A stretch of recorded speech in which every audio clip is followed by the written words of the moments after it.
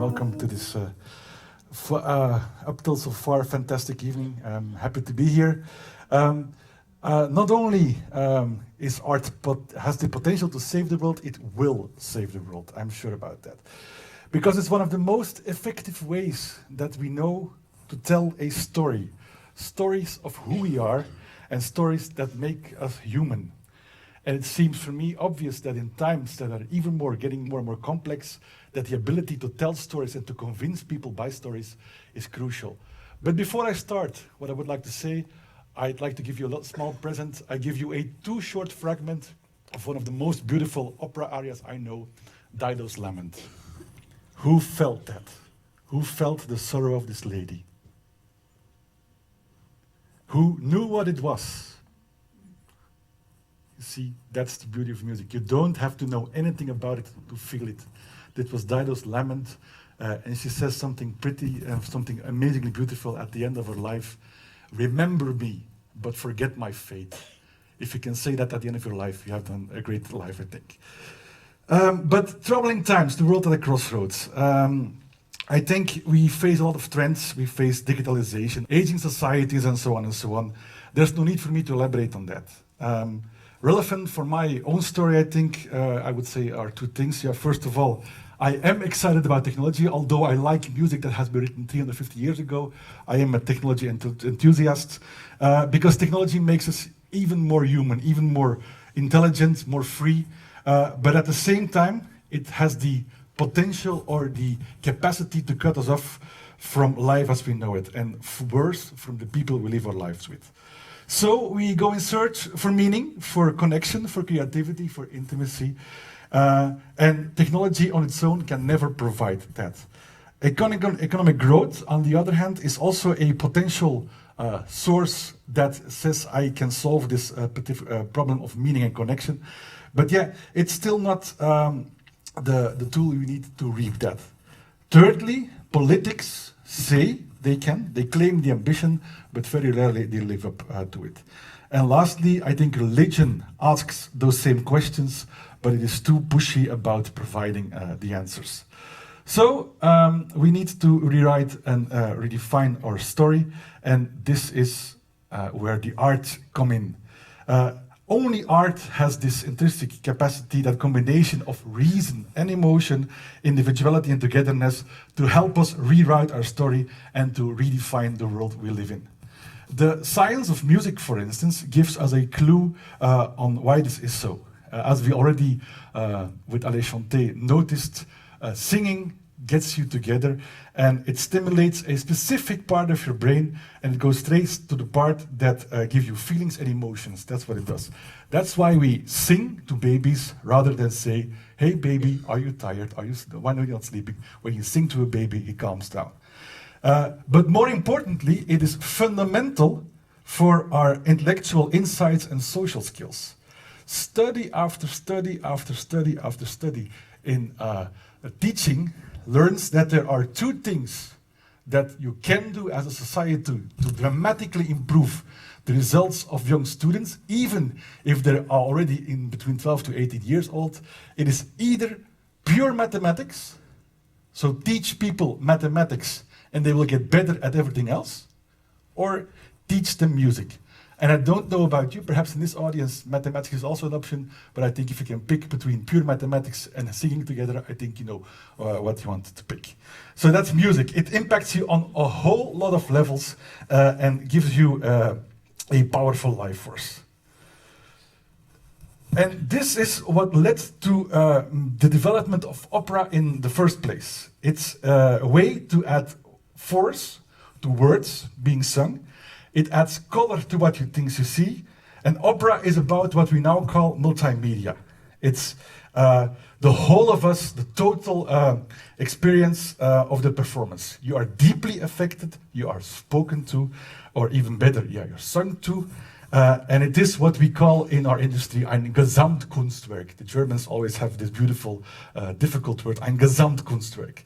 And admittedly, it is sometimes a lot to swallow, and it's the heaviness and the slowness of opera, I think, which gives it its strength and also gives it the importance of the future. I know that in opera, people tend to die for 20, 30 minutes, and then they say, I'm dying, I'm still dying. But that's also the part, the slowness of it gives you the time to understand and to feel what is happening. I know it is excessive, I know it is exotic, it's extravagant, but that's exactly what you need in times like this. Staging an opera is a big undertaking. It's a massive operation in terms of personnel, technique, stage and wardrobe and so on. I can say to you, we are a rather small opera company here in Flanders, but we employ over 400 people. So that's the amount of people you need to properly execute an opera. And although you need a massive operation, it's very sparse in terms of actual words. For instance, we are now doing a production, Les Bienveillantes, Jonathan Little. It's a book of over 1,000 pages, but if you look at the libretto, the actual words being sung, it's only 48 pages.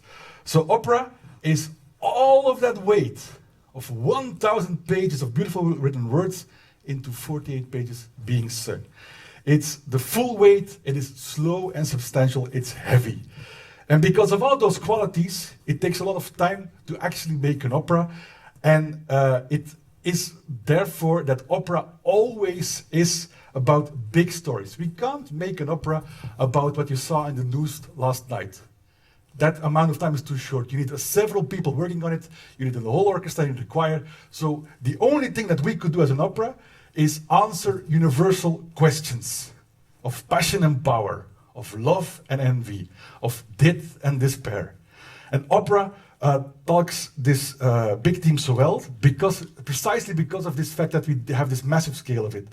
And when society is at a risk of going too fast, social media, to name it one example, I think it is crucial that you have a way out, that you have a place where you can go to suspend your judgment, to dig deeper, and to evaluate after a long period of time.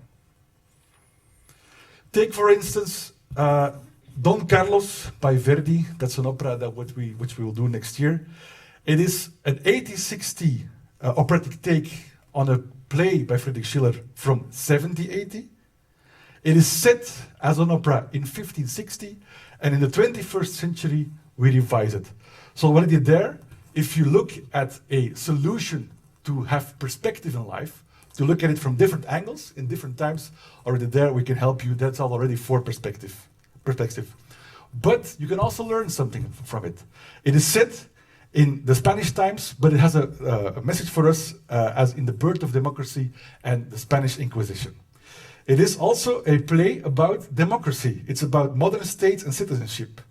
And it's about renewal of values. And if we go into a time where we perhaps have to revisit our values, why not look at how they've done it before and how you can adapt that to the modern times. And artists are ideal guides in this complex thinking, especially because artists don't pretend to know the way on beforehand. If you work with artists, they don't think in straight lines. And they don't do the thinking for you. Another key to performing arts attraction lies precisely in this social part.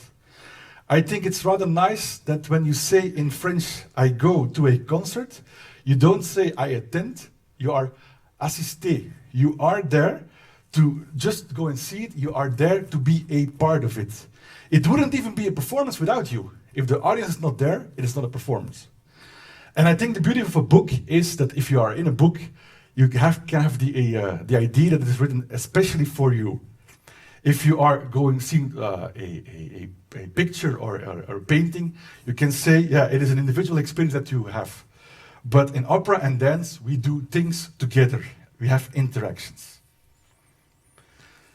And that's also what ballet is about. I run the opera and the ballet. So ballet is all about this interplay between bodies, between movements.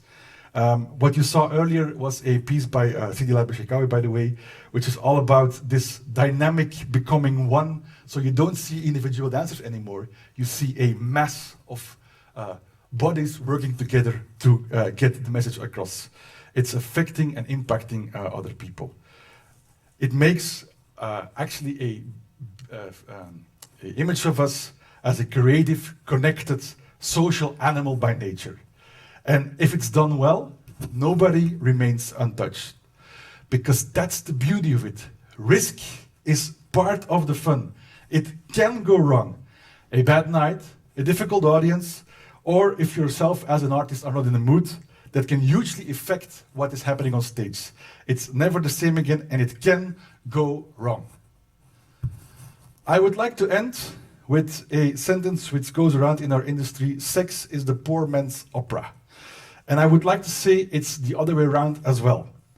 Nothing quite gets to us as performing arts do. It's intense, it's spontaneous, there is lust and there is betrayal, there is power, there is weakness. It works at several levels and has different layers.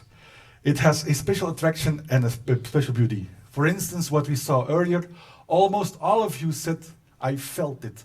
I felt what Dido was singing about. But you don't need to know that she was actually singing it to her Belinda, her beloved Belinda. You don't need to know that it was in fact the betrayal of Aeneas, who came to Carthage and betrayed her to form Rome. You don't need to know that she had to be buried for the gods to have their revenge.